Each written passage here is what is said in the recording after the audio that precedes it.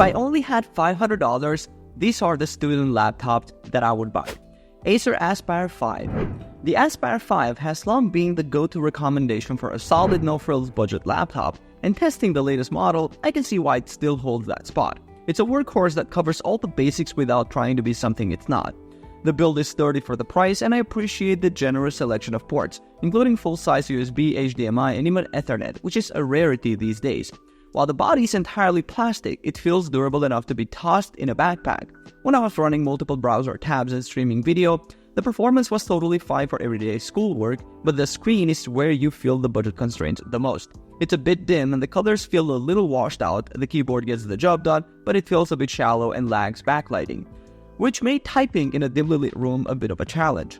For a student who just needs a reliable machine for writing papers, browsing the web, and watching Netflix, this is a perfectly dependable choice.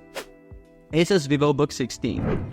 The Asus VivoBook 16 immediately surprised me with its screen. That extra real estate on a 16-inch display genuinely makes a difference for productivity, especially when I had a research paper and my notes open side by side.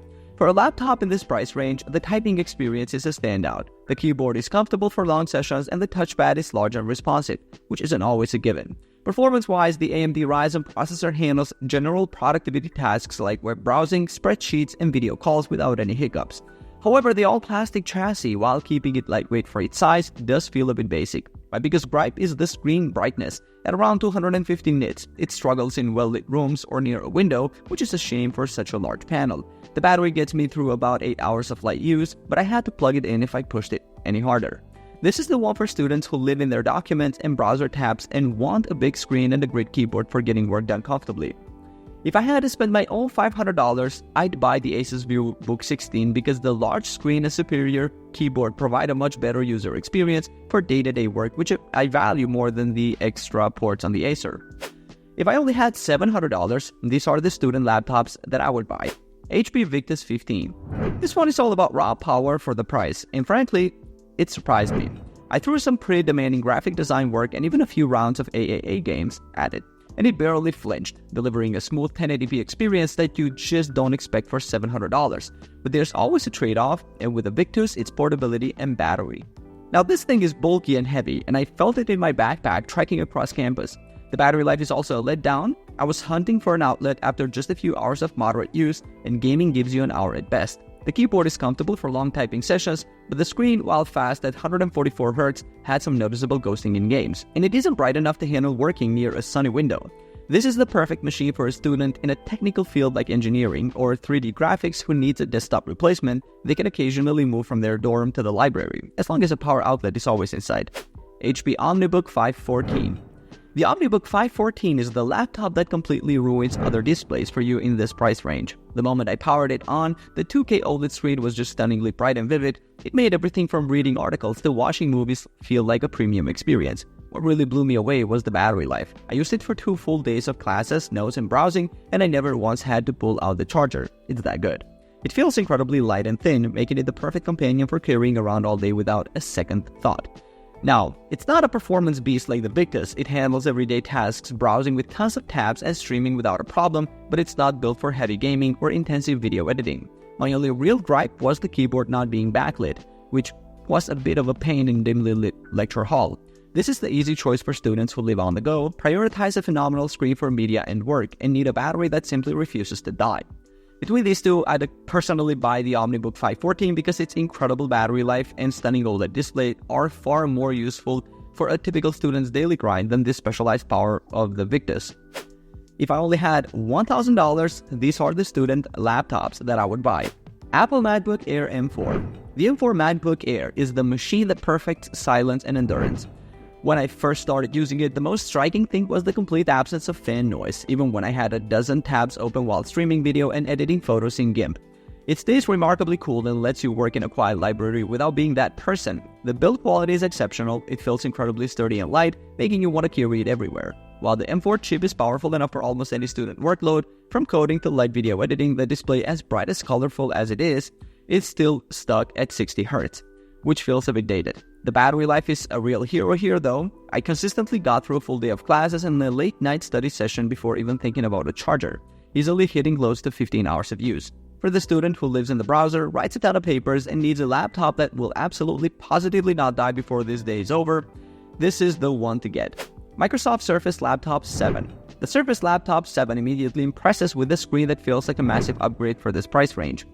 That 120Hz touchscreen is so smooth and responsive that it honestly makes going back to a standard 60Hz display feel sluggish.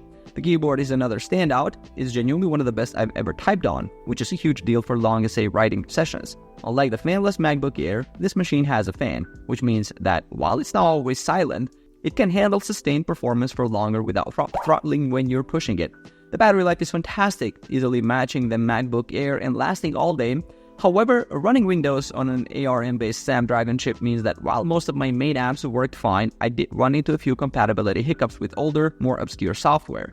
It's the perfect machine for the student who wants the versatility of a vibrant touchscreen for notes and media, values a top-tier typing experience, and wants a Windows machine that feels premium and powerful. Between the two, I would buy the MacBook Air M4 because its combination of silent operation, rock-solid build quality, and the mature macOS app ecosystem provides a more reliable and seamless day-to-day experience for my workflow. If I only had $1,500, so these are the student laptops that I would buy. Asus ROG Zephyrus G14.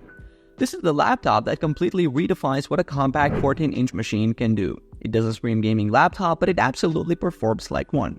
In my experience, the G14 is a powerhouse that feels just as comfortable in a lecture hall as it does running demanding games after a class. The 2024 model's all-metal build feels incredibly premium, and the OLED display is a showstopper. The colors and contrast are so good that it honestly makes other screens look dull. I was able to run Baldur's Gate 3 at high settings and still get smooth frame rates, and the keyboard is comfortable enough to type out long essays without any fatigue. While the battery life is surprisingly long for a machine with this much power, it's not going to last you multiple days like an ultra portable. But for the student who needs a single laptop for engineering software, video editing, and high-end gaming, this is the one to get. It's a true desktop replacement you can actually fit in a backpack. Dell XPS 13 9345. The Dell XPS 13 9345 is built for the student who lives out of their backpack and never wants to carry a charger.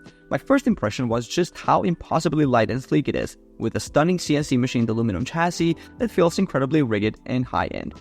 The real magic here is the Snapdragon chip, which delivers absolutely wild battery life. I'm talking multi-day usage for web browsing and video streaming, which is almost unheard of.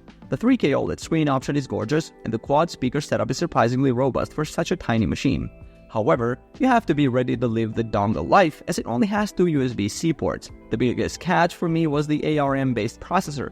While it's super efficient, I ran into some software compatibility issues with niche apps, and the gaming performance is pretty lackluster. This laptop is the perfect choice for a student focused on writing, research, and media consumption who prioritizes maximum portability and battery life above all else. If I had to choose one, I would buy the Asus ROG Zephyrus G14 for its sheer versatility and power, which handles everything from a specialized software to high-end gaming without being locked into potential ARM compatibility issues. Now it gets interesting. If I had unlimited amount of money to spend on a student laptop, here's what I would buy.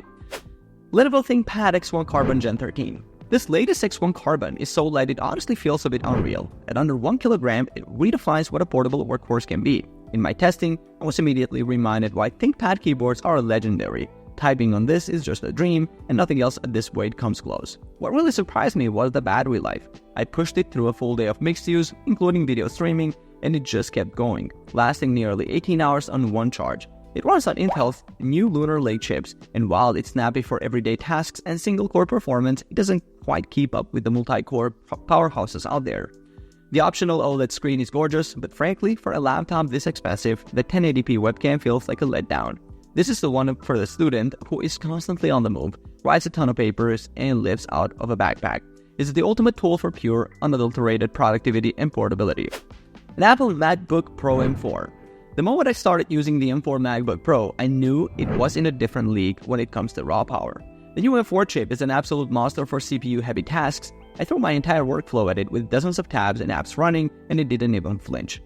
But honestly, the screen ruined other laptops for me. The Liquid Retina XDR display is so bright and fluid, especially with the 1000 nits SDR brightness, that using it outdoors is finally a non-issue.